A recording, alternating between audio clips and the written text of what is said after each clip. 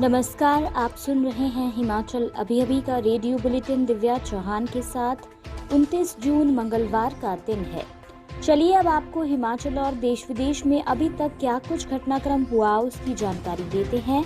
शुरुआत करते हैं हेडलाइंस के साथ। हिमाचल में छात्रों के लिए 15 जुलाई के बाद खुल सकते हैं स्कूल। विवादों में फंसा शिक्षा विभाग का किताब खरीद मामला, सरकार ने बैठाई जांच। जिला कांगड़ा में आज 175 केंद्रों पर लगेगी कोविड वैक्सीन, डीसी ने दिए जरूरी निर्देश। भारत का गलत नक्शा सुधारने पर भी मुश्किल में ट्विटर, एमडी मनीष माहेश्वरी के खिलाफ केस दर्ज। जम्मू एयरफोर्स स्टेशन पर हमले की जांच करेगी एनआईए, गृह मंत्रालय ने सौंपी जिम्मेदारी। फेसबुक व गूगल के साथ संसदीय स्थायी समिति की बैठक आज, सोशल मीडिया के दुरुपयोग को रोकना है मकसद। अब विस्तार से चर्चा करते हैं इन खबरों पर। आप जानते हैं कि कोरोना की लहर देश में कमजोर पड़ने लगी है। संक्रमितों के आंकड़ों में कमी आई है, लेकिन हमें अभी भी एहतियात बरतने की जरूरत है। इसलिए लापरवाही बिल्कुल न बरतें। 3 मंत्र जरूर याद रखें। मास्क पहनें, सोशल डिस्टेंसिंग के लिए उचित दूरी बनाए रखें, हाथ व मुंह साफ करते रहें। कोरोना से बचाव के लिए अपनी बारी आने पर कोरोना का टीका जरूर लगवाएं और जो लोग पहला टीका लगवा चुके हैं वो समय आने पर दूसरा टीका जरूर लगवाएं।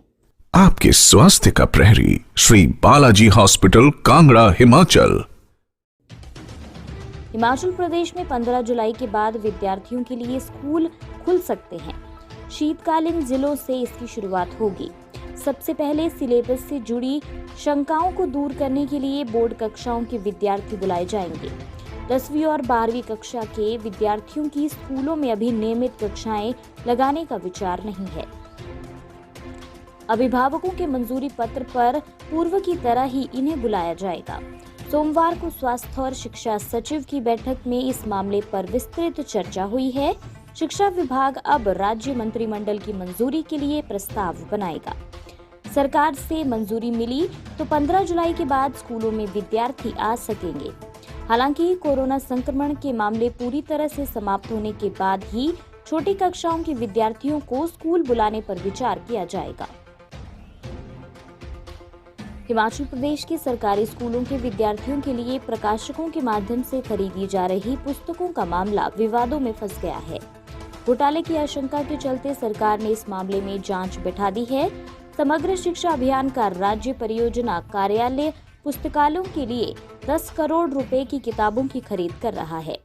वर्क ऑर्डर जारी करने के लिए 49 फर्में शॉर्टलिस्ट की गई हैं। आरोप है कि चयनित 33 फर्मों के पते 8 पतों पर दर्ज है। दिल्ली की एक कुरियर कंपनी के पते को 8 प्रकाशकों ने अपना बताकर विभाग के पास दर्ज करवाया है।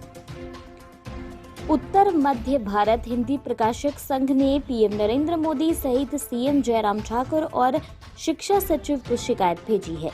शिक्षा सचिव राजीव शर्मा ने बताया कि अभी पुस्तकें खरीदने के लिए वर्क ऑर्डर जारी नहीं किया गया है। प्रकाशकों के चयन को लेकर शिकायतें मिली हैं, मामले की जांच की जाएगी। जिला कांगड़ा में आज 18 से 44 आयु वर्ग के लोगों के लिए 175 कोविड टीकाकरण केंद्र स्थापित किए गए हैं। डीसी डॉक्टर निपुण जिंदल ने बताया कि ग्रामीण क्षेत्रों में टीकाकरण केंद्रों पर ही पंजीकरण किया जाएगा, जबकि शहरी क्षेत्रों के लिए स्लॉट बुकिंग के माध्यम से टीकाकरण की व्यवस्था की गई है।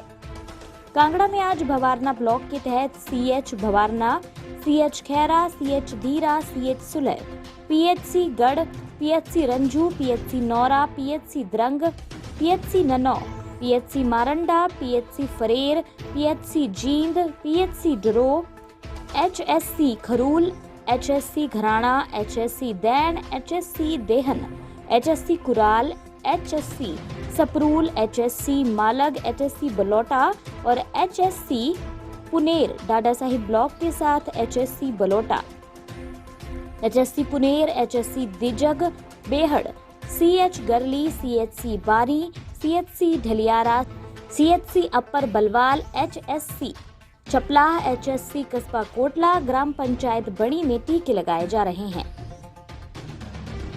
अन्य समाचार सुनिए ब्रेक के बाद।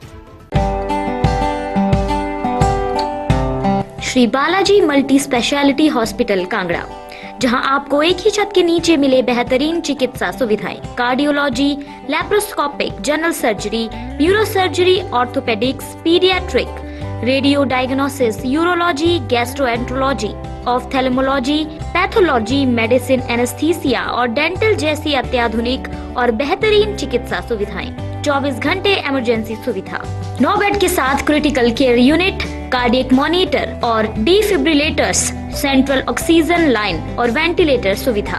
हिमाचल प्रदेश के सबसे बड़े निजी स्वास्थ्य सेवा प्रदाताओं में से एक Shri Balaji multi speciality hospital Kangra राष्ट्रीय स्वास्थ्य बीमा योजना के साथ सूचीबद्ध Shri Balaji multi speciality hospital Kangra BPL परिवारों के लिए अस्पताल में कैशलेस भर्ती होने के साथ ही ईसीएच की भी सुविधा।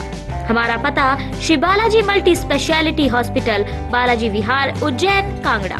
संपर्क करें 9218411108 पर। Shri Balaji multi speciality hospital Kangra.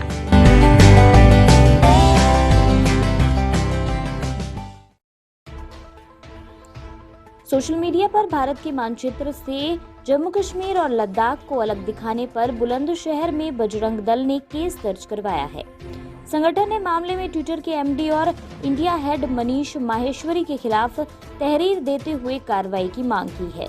मोहल्ला मुरारी नगर निवासी अधिवक्ता प्रवीण भाटी पुत्र जगदीश सिंह भाटी ने बताया कि वो दोपहर 3 बजे ट्विटर चला रहे थे। उन्होंने बताया कि भारत के मानचित्र से जम्मू कश्मीर और लद्दाख को अलग दिखाया गया है। उन्होंने सोशल साइट के एमडी और इंडिया हेड पर देशद्रोह का आरोप लगाया है। मामले में अधिवक्ता प्रवीण भाटी ने कोतवाली में तहरीर देते हुए देशद्रोह की घटना करने की धाराओं में रिपोर्ट दर्ज करने की मांग की है। कोतवाली प्रभारी दीक्षित कुमार त्यागी ने बताया कि मामले में तहरीर मिल गई है।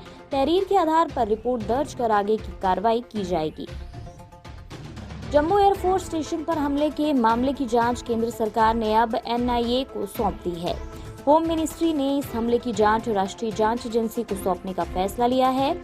बीते रविवार को ही आधी रात को 1:37 पर, फिर उसके 5 मिनट बाद यानी 1:42 पर संदिग्ध ड्रोन के जरिए 2 विस्फोट डिवाइस गिराए गए थे। इस हमले में 2 वायुसेना कर्मी घायल हो गए थे। इसके अलावा इमारत की छत भी ध्वस्त हो गई थी। हालांकि इसमें कोई और उपकरण को नुकसान नहीं पहुंचा था। आतंकी हमले का ये ट्रेंड देखने को मिला है, जिसे ड्रोन के जरिए अंजाम देने की कोशिश की गई थी। सुरक्षा अधिकारियों का कहना है कि वायुसेना स्टेशन पर बम गिराने के लिए किसी एरियल प्लेटफॉर्म का इस्तेमाल किया गया था। सोशल मीडिया प्लेटफॉर्म्स पर नागरिकों के अधिकारों के संरक्षण के साथ ही महिलाओं के लिए सुरक्षित डिजिटल स्पेस के लिए कांग्रेस नेता शशि थरूर की अगुवाई में सूचना एवं प्रौद्योगिकी संबंधित संसद की स्थायी समिति पिछले कुछ दिनों से एक-एक करके दिग्गज कंपनियों को तलब कर सवाल जवाब कर रही है। इसी क्रम में ट्विटर के बाद अब फेसबुक व गूगल की बारी है। सूचना व प्रौद्योगिकी संबंधित संसद की स्थायी समिति आज फेसबुक इंडिया और गूगल इंडिया के साथ बैठक करेगी। कांग्रेस सांसद शशि थरूर की अध्यक्षता वाली संसदीय समिति द्वारा आयोजित किए जाने वाली इन बैठकों का मकसद नागरिकों के अधिकारों की सुरक्षा और सोशल ऑनलाइन समाचार मीडिया प्लेटफॉर्म के दुरुपयोग को रोकना है। इसी के साथ ये रेडियो बुलेटिन यहीं समाप्त होता है। धन्यवाद।